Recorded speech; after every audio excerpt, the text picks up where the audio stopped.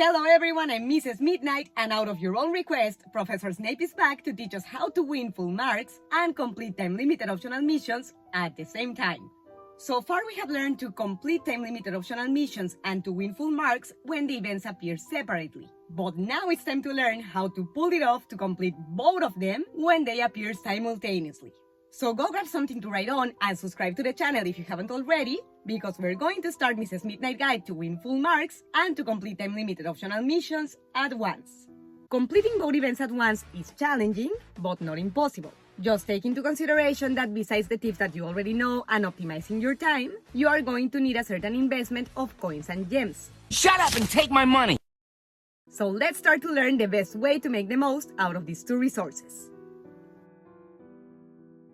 First of all, prioritize what you can control. Remember that when the two events appear at once, you need to prioritize one to organize your activity in the game. And besides the fact that the time-limited optional missions are rarer to occur and it's more difficult to get a second chance to attempt them if you fail the first time, in the time-limited optional missions, you only depend on yourself. But when it comes to full marks, you are also subjected to what other players do. And if you get the bad luck of competing with players that spend over and over in the bonus, unless you spend at their level, you're not going to stand a chance. And sometimes even spending like they do, you still do not win because they notice that you're doing the same and they start spending even more. Why didn't someone tell me? Oh, I've been making an idiot out of myself. This guide is to win both events. But first of all, remember that there will pass a couple days before you can optimize your score in full marks. And second of all, that unless I advise you to go bankrupt, is not big spender proof.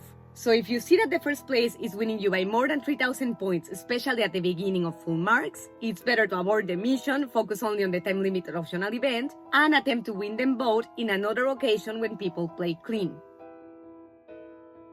Follow the tips of the guide special for time-limited optional missions and make sure that full marks does not interfere with them. Although the objective is to win both things, it's always better to prioritize the one that depends on you and to use the dead times of the time-limited optional mission to work on full marks.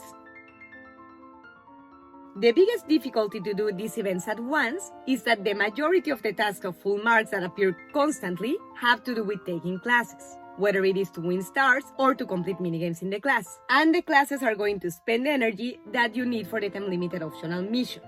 For this, it's very important to identify and to prioritize the tasks of full marks that do not consume energy from you. Whoa, slow down, egghead. The best ones are to feed creatures, have interactions of friendship with them, send them to expeditions, earning attribute points, earning coins, because all of these do not take anything but time. Well, feeding creatures takes food and sending them to expeditions takes pages or books, but they are not indispensable for the time-limited optional missions, the investment is not big, and usually you will earn prizes that are useful for both events. Other activities like earning club points, house points, having romantic or friendship interactions, dueling or playing Quidditch also help you because they do not cost energy, but they do cost coins. So do them, but try to keep enough coins to buy the bonus, or contemplate the possibility of investing a little bit in getting more coins. Even if you do not have neither of the events active, start getting used to save gems and coins, because this way you will not have to go through hell to try to gather enough for when the two events come at once. A foundation of 4,000 to 5,000 coins and 100 to 200 gems will give you a very decent head start. So if you're the kind of player that uses gems even to recharge energy for classes, you need to stop doing that. The gems will be your best allies to prevent the two events from interfering with one another for demanding energy from you, so it's very important to learn to use them wisely. Unless they are truly indispensable to complete it, try to not use the gems in the time-limited optional mission.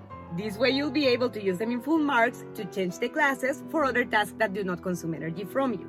But do take into consideration that you may get the bad luck that it just changes one class for another. So do not over-depend on this resource, because no matter how many times you attempt it, it can keep happening, and the more times you retry it, the more diamonds it will cost. The coins will also be a great help because they will allow you to buy the bonus in full marks, which allows you to get much more points, completing less amount of patterns. So try to not use too many when the two events are active, because not counting the tasks that cost coins, maximizing the bonus will cost you around 5,300. Do not go berserk buying huge amounts of coins and gems, because first of all, it's not necessary, but second of all, because you're going to be furious if even doing that you do not win both events, or worse, you lose them both. First, try to use the ones that you have in the game already, or try to win more in-game, because especially with the coins, it's very possible to win a very decent amount without needing to spend real money. You can win them in the daily tasks that they are normally a prize from them, sending creatures to expeditions, and in the magical achievements in particular, you get the prizes of that by earning experience points. So by completing the task of the time-limited optional missions, you get experience points for that event, and this way both events feed each other. With full marks, wait until the last day or as close to it as you can to buy the bonus. The biggest problem with this function in full marks is that some people, ever since you can buy it with coins, have turned the poor event into a pay-to-win. So it's very important to evaluate if it's really gonna be worth the investment before you spend your coins. And the only way to do this is to let enough time pass to evaluate how the other players are behaving.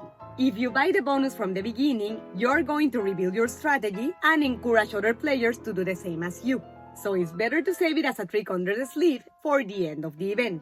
This way you will ensure to not spend your coins for no reason if you compete with people that just buy it over and over again. But on the other hand, you also ensure for your rivals to not have time to defeat you by doing the same. If you're liking the guide so far and it's being useful for you, don't forget to leave me a thumbs up, subscribe to the channel, and click on the bell so YouTube lets you know when I upload the next part very soon. And if you have Potterhead friends that play Hogwarts Mystery as well, share this video with them so they learn to optimize their strategies when both events happen at once. Mrs. Midnight loves you and hopes to see you next time. Mischief managed.